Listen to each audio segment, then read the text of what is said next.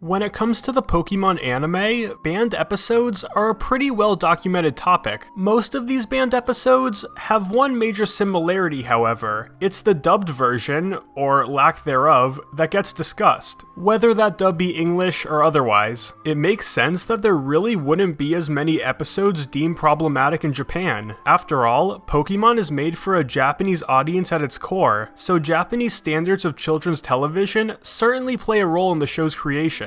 The most famous example of an episode being banned in Japan would be Electric Soldier Porygon, otherwise known as the infamous seizure episode. While this episode was, of course, pulled from Japanese TV, it also never received a dub in any foreign language. However, what if I told you there was a fairly well-known episode that was banned in Japan, but not the rest of the world? And there's a pretty good chance you've seen it. Let's discuss.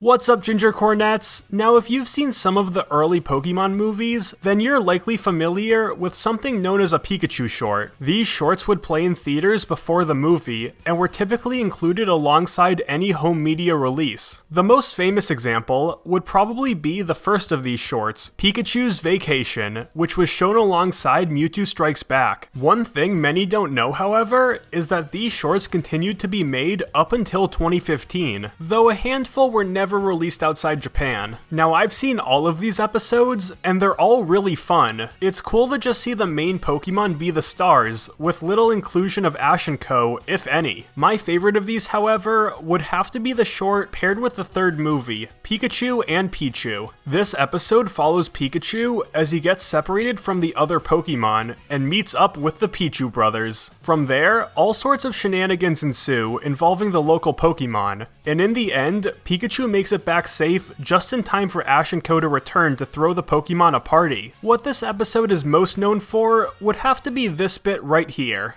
Don't you know what today is, Pikachu? This is the day we first met. The day we first became friends. I think that's pretty special, don't you? In any discussion about Ash's age, this is always brought up, as it basically confirms a year has passed since he started on his journey. Overall, it's just a really fun and sweet short that plays before one of the best Pokemon movies, certainly not a bad package. However, for fans in Japan, this short may not be as accessible as one would think. Also playing with Pokémon 3 the movie, the short film Pikachu and Pichu. You can see dozens of Pokémon in their first ever animated appearance.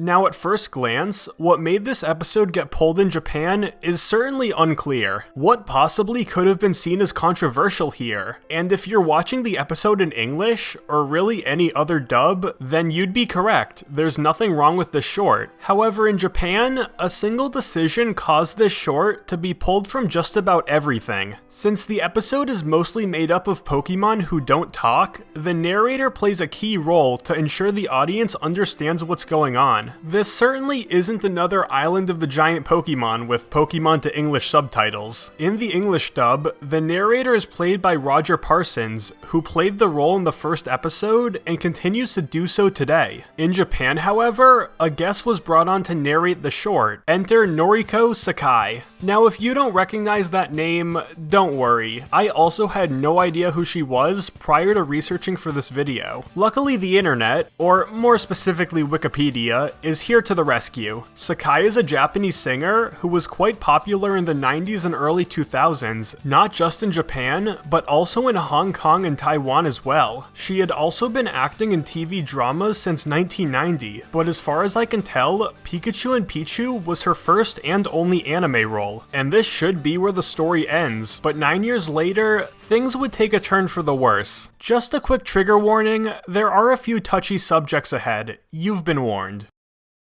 On August 2nd, 2009, Sakai became involved in a drug scandal after her husband was found inhaling stimulants in a public bathroom, and before long, she too pleaded guilty of drug possession. Her talent agency, Sun Music, immediately suspended their contract with Sakai, and she was put on probation for the next 3 years. As for her appearance in Pikachu and Pichu, Pokemon banned the short in Japan, and DVD copies of the third movie would no longer include it. Even today, Nearly 13 years after the incident, the short remains unavailable to watch in Japan unless you have a VHS or DVD copy of the third movie from before 2009. That is, legally watch it anyway. Despite the ban, or more likely in light of it, there are plenty of rips online. Now you may think this decision seems a bit overkill, especially considering Sakai seems to have been clean for years. As far back as 2011, she toured Beijing to educate people about the dangers of drug addiction,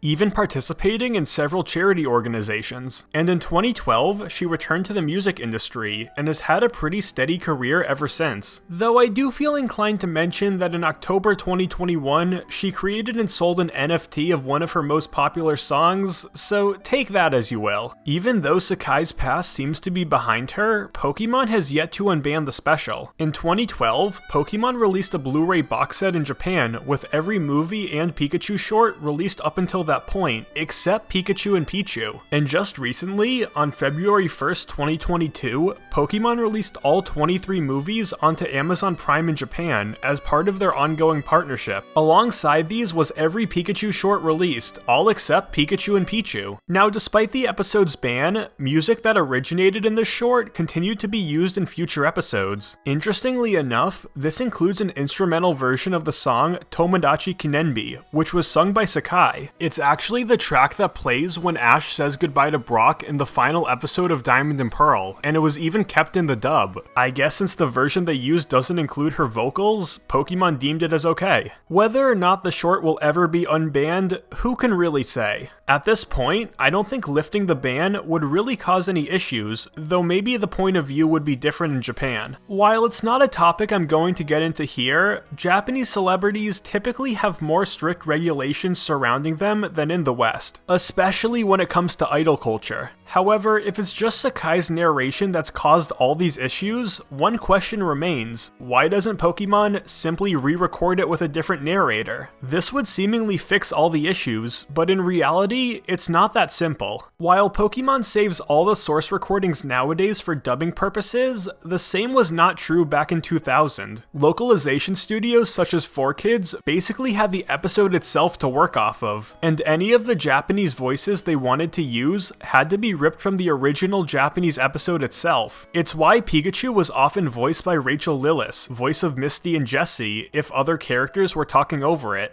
All students guaranteed to enter Pokémon League upon graduation.